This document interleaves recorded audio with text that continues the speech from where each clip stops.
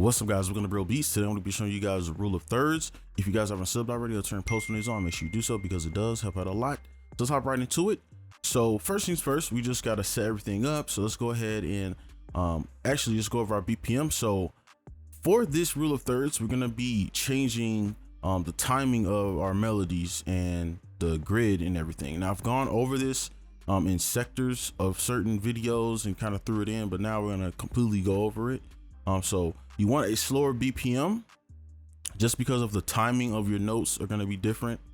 All right, now you don't have to have what I have, but I think to start out a slower BPM is better. So let's grab any scale, and the scale I'm gonna use is harmonic minor because it just kind of fits this style a lot better, and I'm sure y'all know the type of style I'm talking about. So let's just name it, right? And I even only picked 3 instruments, and I'll just go over them. This is the VST that I'm using. Okay, same VST here. And then I got these strings. Okay, so now let's go ahead and start with our chords. All right, so let's go ahead and go into our chords. And a little disclaimer, this is just something that I kind of took from something else, another, I guess, subject, and kind of applied it to music, right? Because the rule of thirds is something that's common in the creative world, right? In art, photography, all that stuff, right? So I kind of applied, I never really heard that in music. So I kind of applied this to music, right? And melodies, right? So let's go in here, and basically what we're going to be doing is applying this thirds rule. And that doesn't mean you have to be in a thirds grid. We will use it, but just simply having your three sets of chords can do a lot. So most chords are like this, and let me actually shrink this down, right? And it doesn't mean only use this method, right?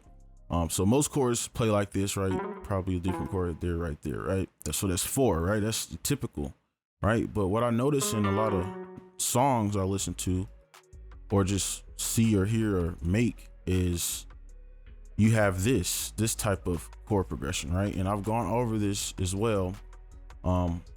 It's also helpful for leaving room for the artist as well, because instead of the melody changing so much, you have this rest area, which is also helpful. But also it's not super important, right? But just something to note. So let's go ahead and do this. So we're still on our step, okay? And we're just gonna make our bass melody. Zoom in. And we could just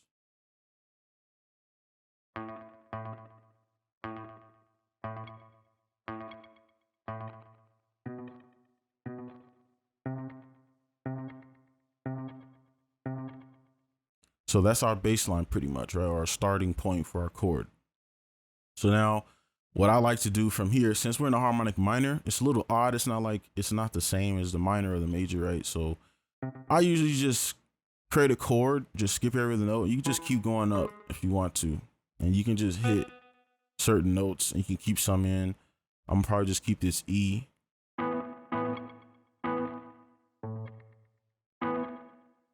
All right, and maybe that can be our melody, the B.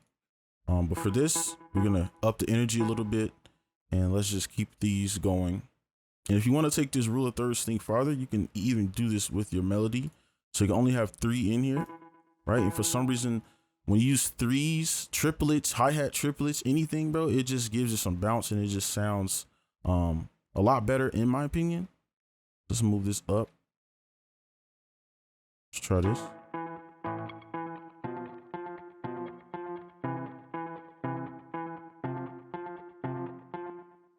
Okay, so that's decent.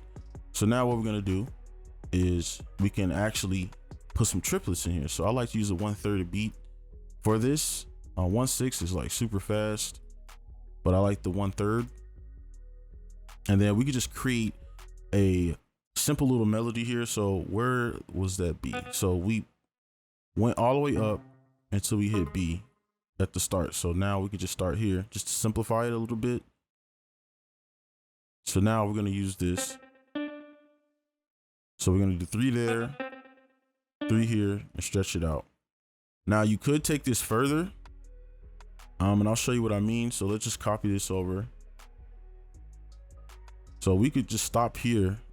We could do something like this, right? But we can apply it to the top melody as well. So when we have this chunk, so we can add a third chunk on this kind of looped area. So let's kind of go ahead and do that. Let me see, let's go down from our root.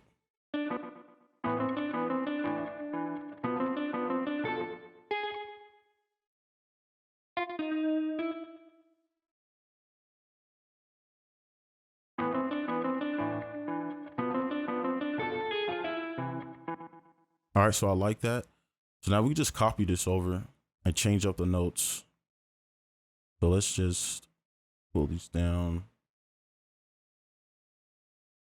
See how this sounds.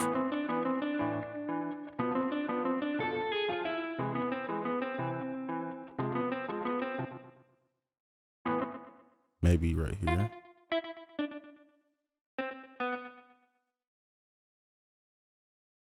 All right, so now let's listen to our melody all together. So all using the rule of thirds to kind of guide us to making this. All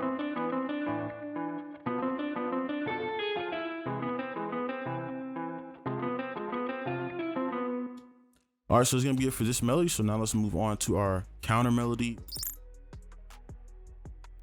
All right, so now we're moving on to our counter melody, which is our back guitar. So let's go in here, and really, you don't need to always be on the thirds grid for this to work, right? So let's go to 1/4, and I'll show you. So let's shrink this down. So you can use this rule on any grid.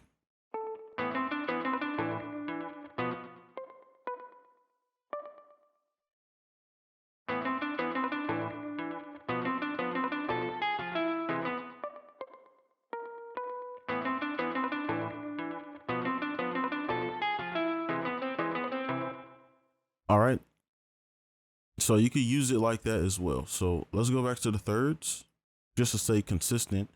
And we could just start on our turn.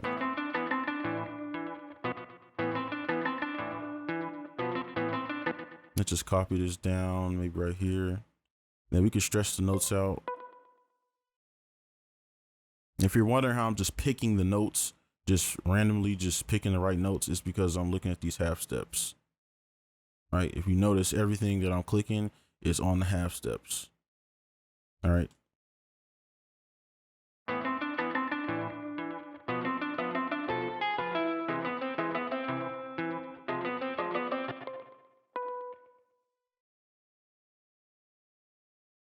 All right, so I'm gonna just go through because we pretty much went over the rule of thirds. And that's all you really need to know. That's all that's really necessary. From here is just your creativity, right? You have to start thinking outside the box, thinking about other things that you want to do. All right, and if I think of anything else creatively that you can do with this, I'll definitely make a video about it. But for right now, I think this is good enough. So I'm just go through.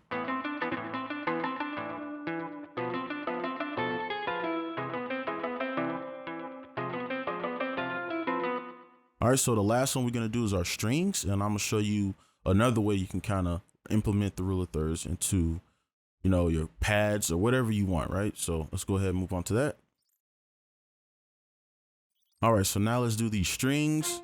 Just kind of add some more frequencies in the back. So we can copy our main guitar over here, and we just delete most of the top notes because what we want to do is create like a chord with these. So let's go back to our step. Now with this, like I said, you don't have to be on a thirds grid all the time. It's how your rhythm and how you play these notes that will kind of give you that sound or that thirds type of feel, right? So let's pull these in. So what we could do is pull this chord out, but we can only play it 3 times within this bar.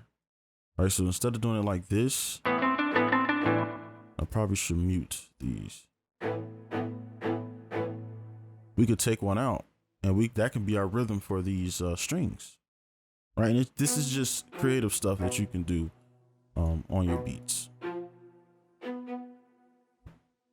Let's just copy this over, right? And then it's less of a workload for you because you have less chords to worry about now. You don't have 3 sets of chords to worry about, because over here you don't even gotta think. You could just copy this over, right? And if you want to add, you can. Don't take that seriously. Add what you want, right? I'm just saying. So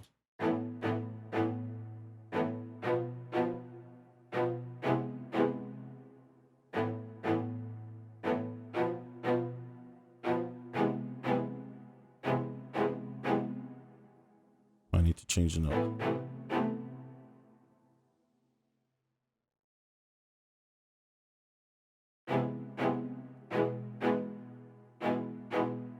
There we go. That sounds a lot better. All right, so there are our chords for our strings. So now we're gonna just go ahead and finish the beat off. All right, so now we're with our drums, and I'm gonna just show you a few things you can do just with like the 808 and everything. So obviously the 808, you can obviously do triplets here, and this is where you get creative. So you have, you know, obviously this, right? So that's 3 within this bar. And you can kind of repeat this, but I don't recommend doing this on drums, because with drums, you have to be very selective where you put things, right? You can't just, because a lot of people might come here and do this. But okay, I got 3 in this bar, 3 in this bar. That's not what I'm saying, all right? I'm just saying this is a tool that you can use, all right, to make your beats a little bit more unique and try to, you know, think outside the box a little bit. And then you have your hi-hat triplets. Right, you hear, right, and you hear a lot of this stuff, and you have the 1/6, and you have the chops for the snares, right? And I'll do a drum version of this, but I just want to focus on the melody for this, right? So I'm gonna just go ahead and probably fast forward through this part, or at least do the 808 right here. So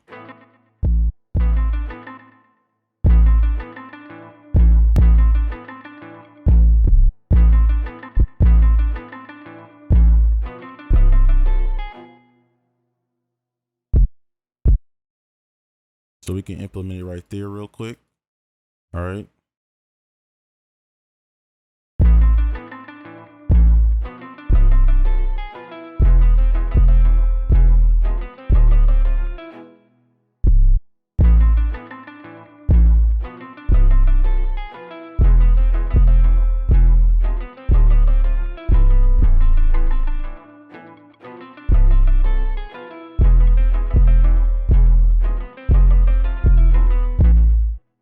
All right, so that is it away. So I'm just go ahead and fast forward through the rest of the drums. All right, so all I did was just pretty much copy the kick. I didn't really put any effort into these drums because I will make a video specifically over how to do the rule of thirds within your drums, right? Because there's a lot of drums to go through.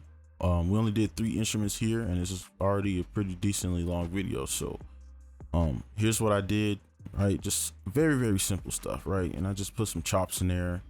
We don't even need them, right? If you want to even implement a little bit, you could do something like that.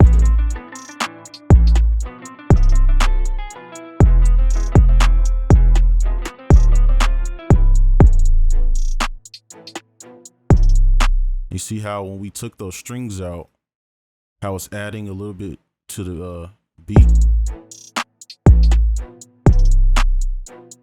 It's adding a unique bounce to it, right? So that's what I mean by using this rule of thirds, right?